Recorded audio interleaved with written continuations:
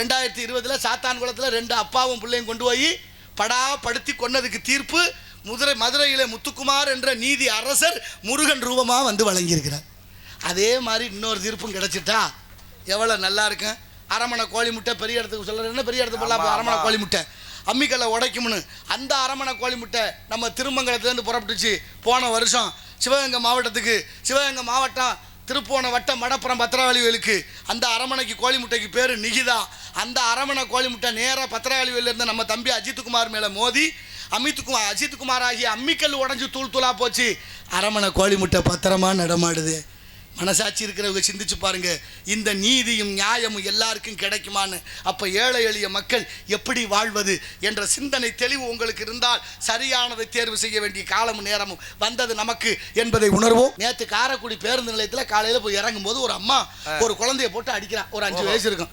ஏமா பிள்ளைய போட்டு அடிக்க எல்லாரும் வேடிக்கை ஆகுது. ஏப்பா கேட்க மாட்டீங்களா? ஏமா அடிக்கிறான்னு கேட்குறேன். உனக்கு ஒன்றும் தெரியாது போயான்ட்டான். எனக்கு தெரியாம தான் கேட்குறேன், என்னன்னு சொல்லுமான்னு கேட்குறேன். நான் எவ்வளோ ரூபா கட்டி படிக்க வைக்கிறேன், நான் என்ன பாடுபடுறேன், இவன் இந்த பையன் எப்படி சொல்கிறான் தெரியுமா? என்னம்மா சொன்னேன், அந்த அப்பா சொல்லிவிட்டானா? ஆமாம் ஐயா, என்ன சொன்னேன் அப்படின்னு கேட்குறேன். அம்மானு கூப்பிட்டானா. அடி பாவி மகளே, அம்மானு கூப்பிடாம உன்னை எப்படி கூப்பிடுறது?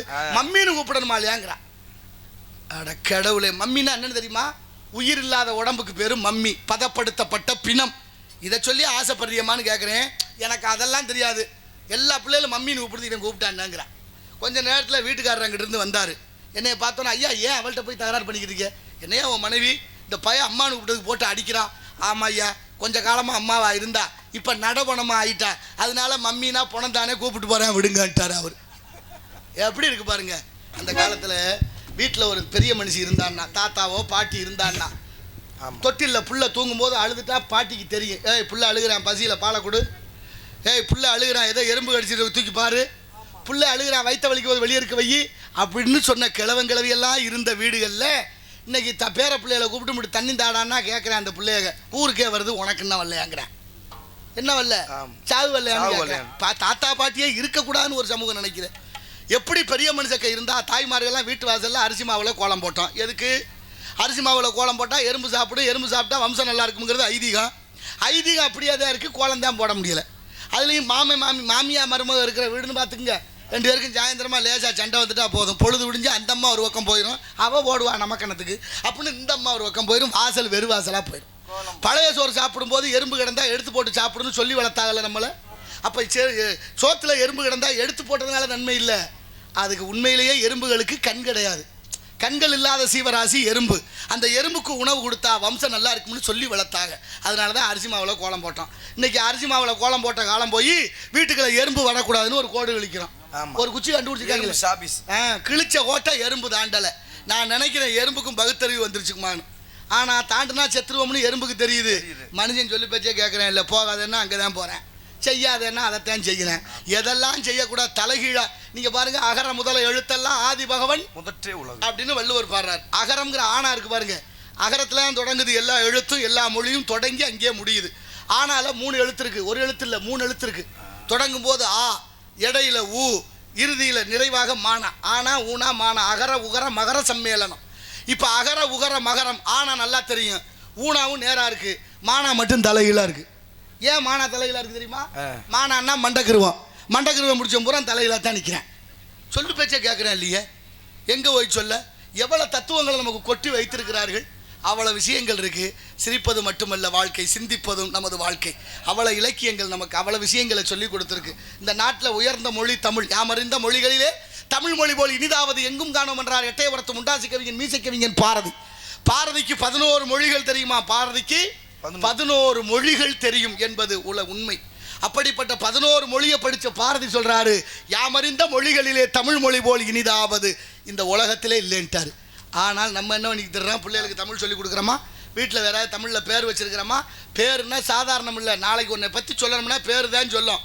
யார் இந்த பையன்? நல்லா நடந்துக்கிறேன், ஒழுங்காக படுத்துக்கிறேன், பக்குவமாக இருக்கேன், ரொம்ப நல்ல பிள்ளையா இருக்கேனே, யார் மையன் இன்னார் மையன்னு பேர் சொல்லணும்ல. மொழின்னு ஒண்ணு இல்லைன்னா நம்ம எப்படி பேச முடியும்?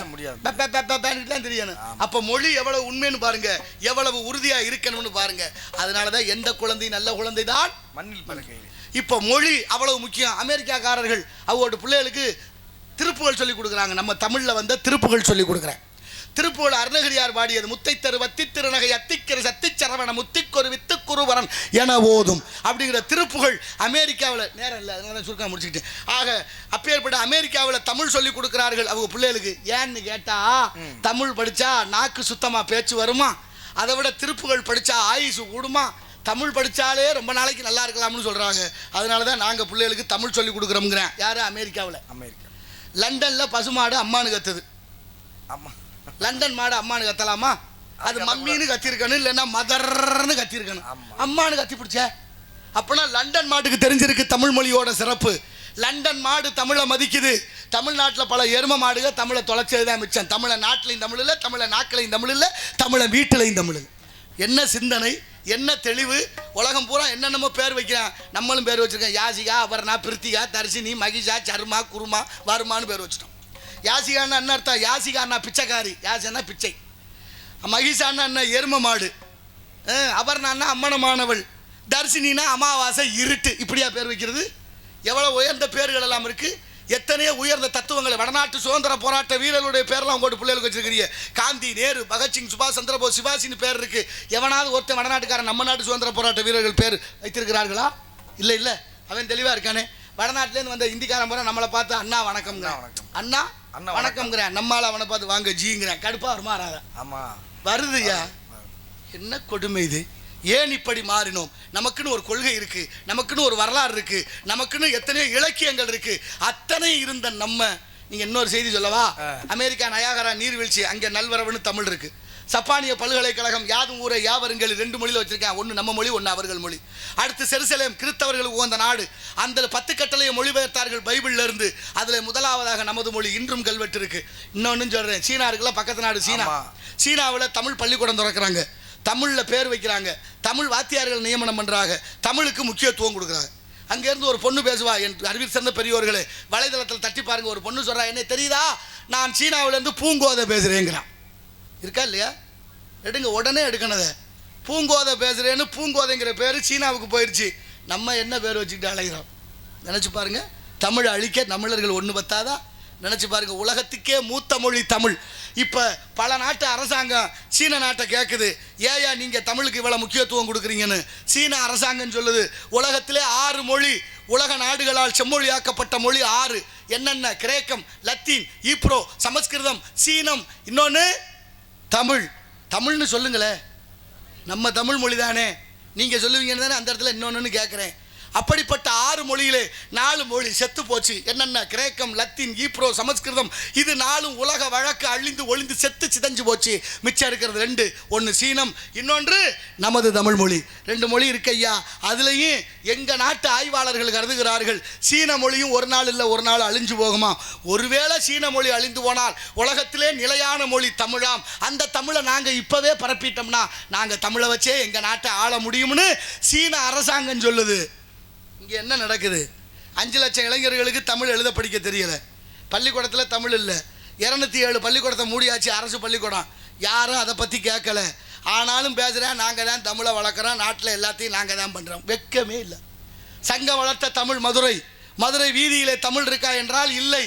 ஆனாலும் நமக்கு எந்த ரோசமும் வந்ததும் இல்லை. நமக்கு என்னத்துக்கு பெரிய இடத்து பொல்லாப்பு? அரமணை கோழி முட்டை அம்மிக்கெல்லாம் உடைக்கும். ஆகினால் சுந்தரம் நிறைந்ததும் சிறந்த மங்கை இவள், சுந்தரம் நிறைந்ததும் சிறந்த மங்கை இவள், எந்த உலகெங்கு ஏன் வந்த